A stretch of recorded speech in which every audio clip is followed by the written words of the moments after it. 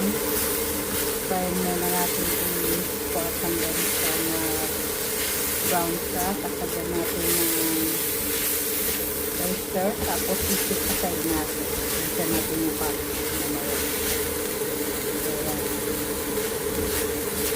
Maganda yung medyo bang-bang sa para lumabas yung aroma.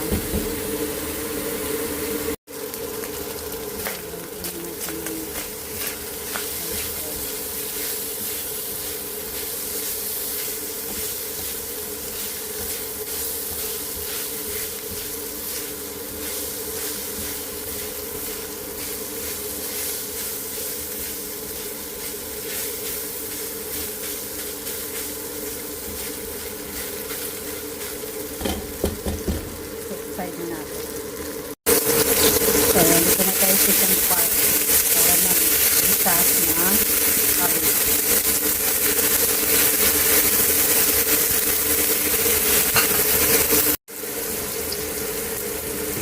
Tulog na natin yung carrots.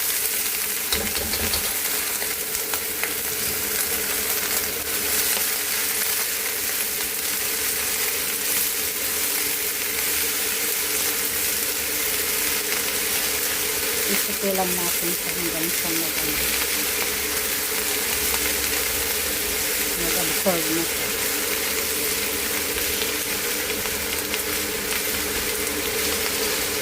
Tapos, mag-ready kayo na oyster sauce o saka chicken broth o anything na broth na yung sasabaw nyo dito.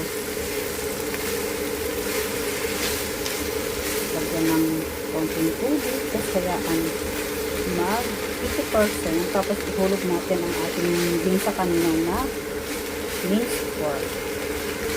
Ayan. So ito yung sinasabi ko. Lagyan na natin ito. Konting halo at takpan. Diba guys, ang ganda na. Gawin na natin timplahan kasi ang ating minced pork is templado na yun, baka mag-ala.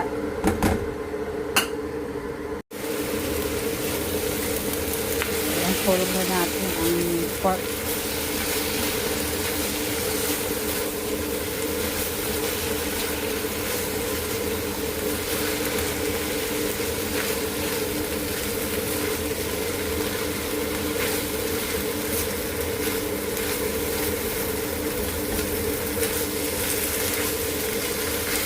Parang hindi na tayo magkakanin dito.